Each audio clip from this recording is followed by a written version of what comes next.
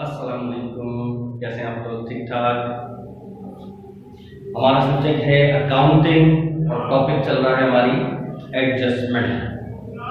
और एडजस्टमेंट की बेसिक मैं सारी करा चुका हूँ, सही, कि एक्सपेंस से रिलेटेड और इनकम से रिलेटेड मेन ये दो एडजस्टमेंट है, ठीक है, जो कि first year, second year, BCom part 1, BCom final, सही, यानी कि पार्ट 2 की एडवांस कॉस्ट में भी थोड़ा बहुत कह सकते हो, यानी सारी क्लासेस के अंदर ही इम्पॉर्टेंट है। उसके बगैर आप सवाल सॉल्व ही नहीं कर सकते। बहुत सारे सवालों में एडजस्टमेंट आता है। जैसे फर्स्ट ईयर के अंदर इनकम स्टेटमेंट का सवाल आता है, एडजस्टमेंट का अलग से भी सवाल आता है। इसी तरीके से बीकॉम सेकेंड ईयर के अंदर सिंगल एंट्री के अंदर एडजस्टमेंट बनी हुई होती है, नॉन प्रॉफिट कंसर्न के अंदर एडजस्टिंग होती है, सही।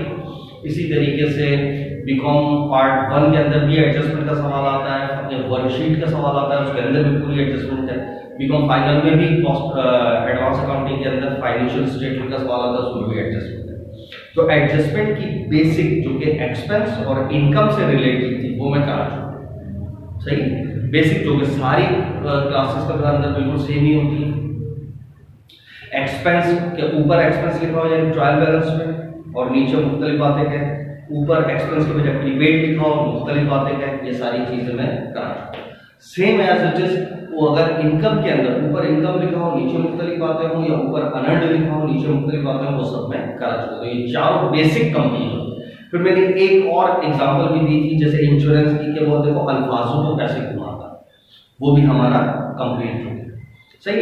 ये एक बिल्कुल एडजस्टमेंट की बेसिक कंप्लीट हो गई, सही।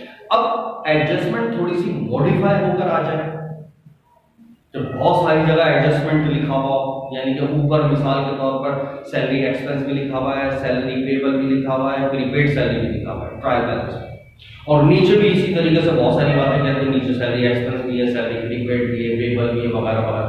तो अब क्या करना होता है, सही। अब ये मॉडिफाई वाली एडजस्टमेंट रह गई है। अच्छा, इस मॉडिफाई वाली एडजस्टमेंट से पहले क्योंकि ये भी, ये सिर्फ और सिर्फ आपकी जो एडजस्टमेंट होगी, ये आपकी एडजस्टमेंट को और मजबूत बनाएगी, बस और कुछ भी नहीं।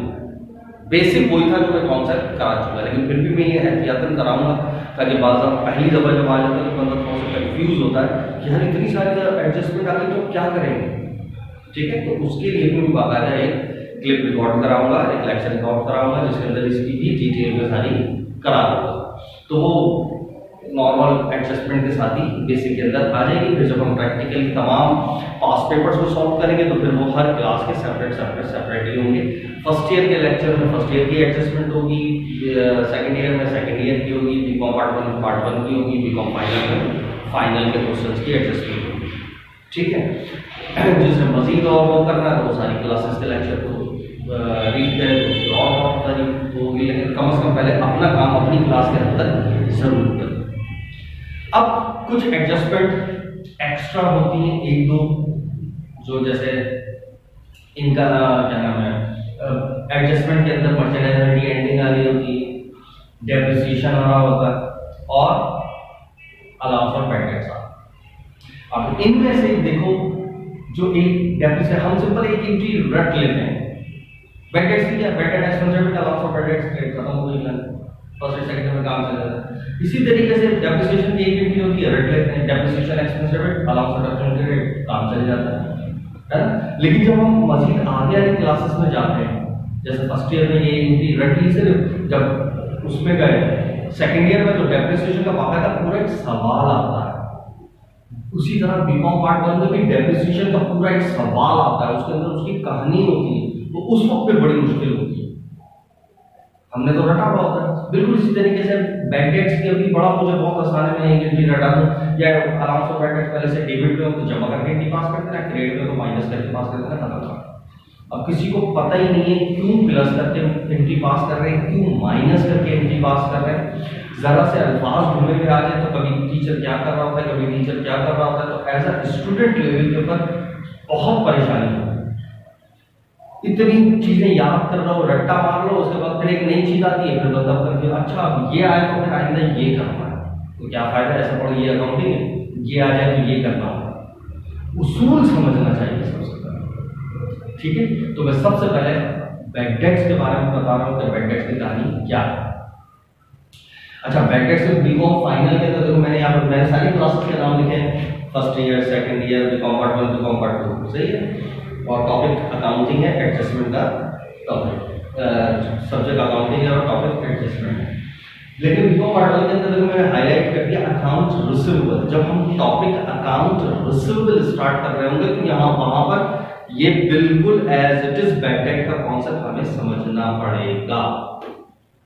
विदाउट बैड डेट के कॉन्सेप्ट हम वो सवाल ही नहीं कर सकते। कौन सा? अकाउंट रिसीवेबल का।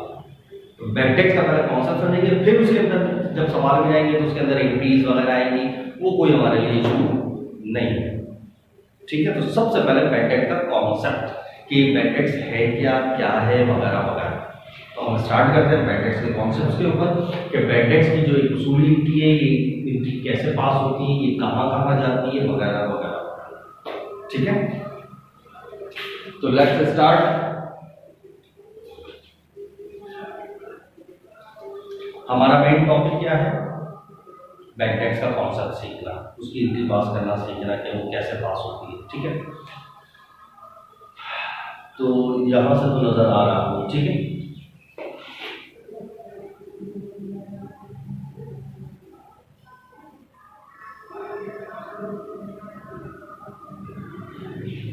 कॉन्सेप्ट है बैड डेट्स।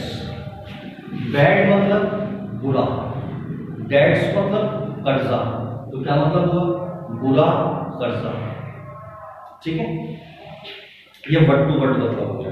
अच्छा, एक जहन में आपको सवाल आ रहा होगा, बुरा कर्जा, जब बुरा कर्जा है तो हो सकता है कोई अच्छा कर्जा भी होगा, तो दोनों में क्या फर्क है?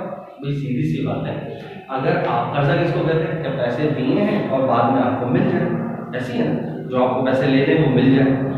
अगर पैसे मिल जाते हैं तो बहुत अच्छा कर्जा, सही, और पैसे नहीं मिलते तो बुरा कर्जा। क्लियर?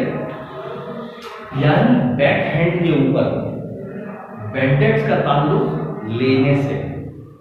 बैक हैंड में बैड डेट्स मतलब बुरा कर्जा, पैसे नहीं मिले तो इसका मतलब पहले लेने होंगे ना, इसका मतलब इसकी बेस जो है कहां से निकल रही है? अकाउंट रिसीवेबल से निकल रही है। इसकी बेस कहां से निकल रही है? Account receivable. लेना, और लेना कब होता है? जब आप उधार पे सेल करते हैं। तो यानी जड़ कहां से निकली है? क्रेडिट सेल से। जड़ कहां से निकली? क्रेडिट सेल से। अब ये उसूल याद रखने, एक एक पॉइंट के ये जो हम पढ़ रहे हैं तो इसकी कहानी क्या है। तो याद रखो, बैड डेट्स बेस के अंदर कहां से आ रही है? रुकता कब है पैसा? जब हमें पैसे लेने होते हैं।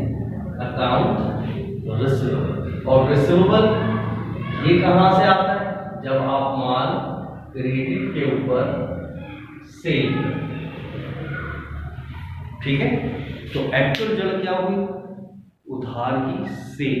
क्योंकि कैश की सेल पैसा आ गया, आप थोड़ी डूबेगा। उधार वाला हो सकता है पैसा ना मिले, तो वही वहां से निकलता है बैड डेट्स। तो एक्चुअल क्या है? क्रेडिट सेल्स, पैसा लेना है, और लेने में ही कहानी शुरू होती है बैड डेट्स। ठीक है, बैड डेट्स। अच्छा, अब ये बैड डेट्स बेसिकली यहां तक समझ आ गया? बैड डेट्स, अच्छा जो पैसा डूब जाता है उसको कहते हैं बैड डेट्स, सही। लेकिन अब ये जो डूबना है ना, इसके ऊपर थोड़ा सा एम्फसाइज हो। जो कंफर्म नहीं है डूब गया या मिलेगा ही नहीं, उसको नहीं कहते हैं बैड डेट्स, बल्कि शायद मुझे ये पैसे ना मिले। अंदाजा, एस्टिमेट, गैस, एसेस, प्रोविजन, ये मैंने सोचा है शायद मुझे इन फ्यूचर ये पैसे ना मिल सके, that is called provision. Allowance for bad debts, allowance भी कहते हैं, बैड डेट्स भी कहते हैं, और भी ऐसे ऐसा अल्फाजों से आपको नो होता है।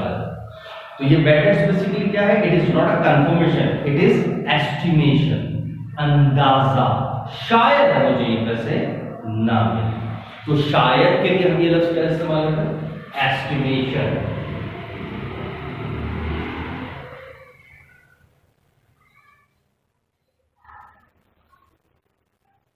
तो बेसिकली बैड डेट्स हमारे लिए क्या हुआ?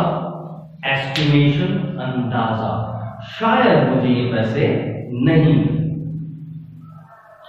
अच्छा,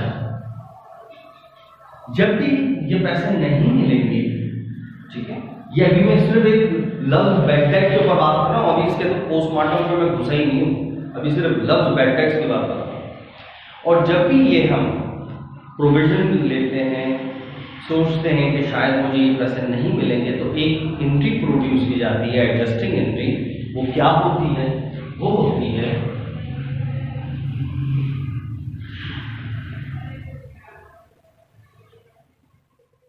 बैड डेट्स एक्सपेंस डेबिट और allowance for bad debts credit, जितने रुपए सही। एक ये एंट्री पास की जाती है। ये एंट्री कौन सी एंट्री क्या आती है? ये एडजस्टिंग एंट्री है बेसिकली। कौन सी है? एडजस्टिंग। ये कब होती है? एडजस्टिंग, तमाम एडजस्टमेंट साल के एंड पर होती है, ठीक है। ये कौन सी एंट्री है? एडजस्टिंग एंट्री, याद रखो। और कब होती है? साल के एंड में, 31 दिसंबर जो है। मिसाल के तौर पर 2020 चल रहा है, 2020 दिसंबर 31 को हम एक एंट्री पास करते हैं। वो क्या होती है? Bad debt expense debit, allowance of bad debts credit. जिस तरीके से और एडजस्टमेंट एंट्रीज होती हैं, हम ये एंट्री प्रोड्यूस करते हैं बैड डेट्स के लिए। अच्छा, अब सवाल करते हैं हम ये एंट्री क्यों पास करते हैं? ये इसलिए पास करते हैं, देखो एक अकाउंटिंग के अंदर कॉन्सेप्ट होता है जिसको कहते हैं कन्वर्टिज्म। कन्वर्टिज्म कॉन्सेप्ट हमें क्या बता रहा होता है? वो ये बता रहा होता है कि जो मोस्ट प्रोबेबली लॉसेस वगैरह उनको इग्नोर नहीं करना। जो भी इन फ्यूचर अगर हमें लॉस हो सकता है तो वो अपनी फाइनेंशियल स्टेटमेंट में दिखाएं, वो कॉन्सेप्ट के बता रहा होता है, ठीक है। वो जहां बहुत सारे कॉन्सेप्ट होते हैं, गोइंग कंसर्न, फलाना, क्या नाम है, business entity, timeline, time period, accounting period, और इसी तरीके से बहुत सारे कॉन्सेप्ट पढ़ते हैं। तो वहां पर इमेटेरियलिटी कॉन्सेप्ट, वहां पर एक कॉन्सेप्ट आता है कन्वर्टिज्म कॉन्सेप्ट। वो कॉन्सेप्ट क्या कह रहा होता है? वो यही बता रहा होता है कि जो लॉसेस वगैरह इनको इग्नोर नहीं करना, फाइनेंशियल स्टेटमेंट में दिखाना है। अच्छा, क्यों दिखाना है? एक सवाल पैदा होता है। ये इस वजह से दिखाना होता है, या ये इस वजह से कॉन्सेप्ट रखा गया है कि वो उसके अंदर रियलिटी साबित हो, फाइनेंशियल स्टेटमेंट के अंदर रियलिटी नजर आए कि हाँ देखो ये सारे लॉसेस वगैरह दिखाए हैं इन्होंने। इस वजह से ये कॉन्सेप्ट अडॉप्ट किया जाता है। अगर हम ये नहीं करते, वहां नहीं दिखाते, तो इसका मतलब हम इस कॉन्सेप्ट की वायलेशन कर रहे हैं, ठीक है। हम एक एक कॉन्सेप्ट को साथ ले लेके भी चल रहे होते हैं। वो अलग बात है कि हमने कॉन्सेप्ट पढ़े ही नहीं होते, करे ही नहीं होते, बस कर रहे होते हैं, पूरे पूरे सवाल कर लिए, टॉपिक कर लिए, क्लास पास कर लिए, पता ही नहीं कॉन्सेप्ट थे क्या, ठीक है। लेकिन एक कॉन्सेप्ट आया तो मैंने यहाँ पर एक्सप्लेन कर दिया। तो एंट्री एक्सपेंस हमें दिखाना होता है, ठीक है। एक्सपेंस डेबिट और allowance for bad debts credit, ये एक एंट्री पास। अब ये कहां कहां कैसे कैसे जाती है, इसको भी हम अपने दिमाग में रखना है। एक एंट्री पास करी, क्योंकि हम डबल एंट्री सिस्टम के ऊपर काम कर रहे थे। बैड डेट एक चीज डेबिट करी तो दूसरी चीज क्रेडिट। डेबिट क्या करी? एक्सपेंस को, और क्रेडिट किसको करा? अलाउंस को, या अलाउंस फॉर बैड डेट्स भी लिखते हैं, बाद में प्रोविजन फॉर बैड डेट्स भी लिखते हैं, एक ही बात है। नॉर्मली पॉपुलर लफ्ज क्या है? Allowance for bad debts. तो ये डबल एंट्री के ऊपर हो गया। अब इसका करना क्या होता है? तो उसूल ज्यादा तो ये चीजें कहां कहां जाती हैं, ठीक है। ये जो बैड डेट एक्सपेंस है, ये कहां जाएगा? ये बैड डेट एक्सपेंस जो होगा ये जाएगा आपके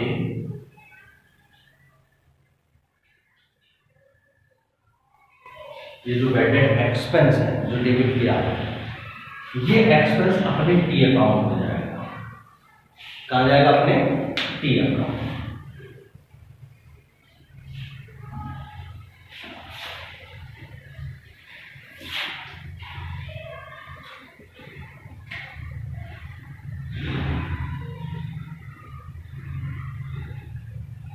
किसके? बैड डेट एक्सपेंस के टी अकाउंट में जाएगा। क्या डेबिट होगा? तो ये डेबिट आएगा। एग्री? यहाँ डेबिट है, यहाँ तक ओके। अच्छा, ये वाला ऑपरेटिंग अकाउंट में जाएगा नहीं, और ये जो है ये bad debt expense operating account में चला गया, और ये अलाउंस ऑफ बैड डेट्स ये वाला ये ऑपरेटिंग अकाउंट में चला गया।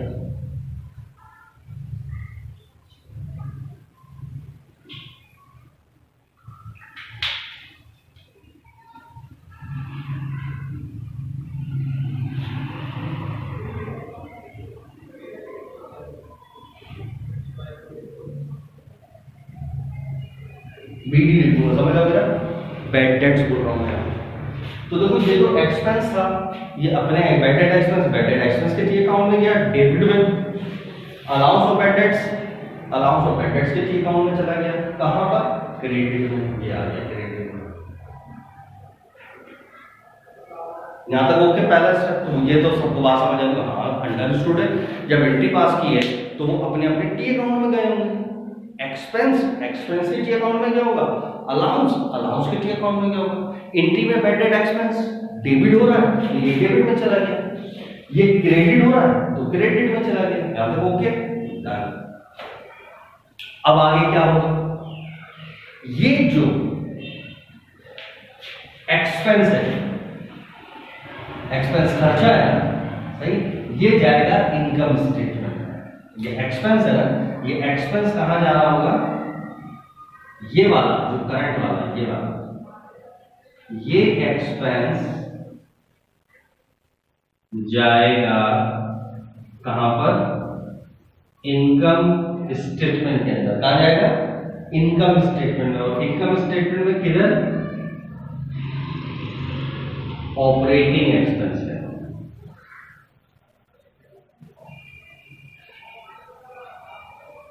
कहा जाएगा?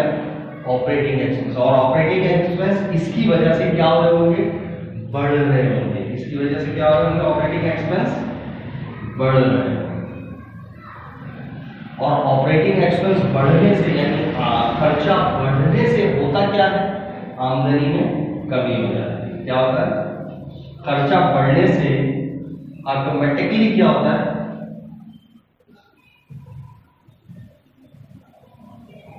इनकम के अंदर क्या आ जाती है?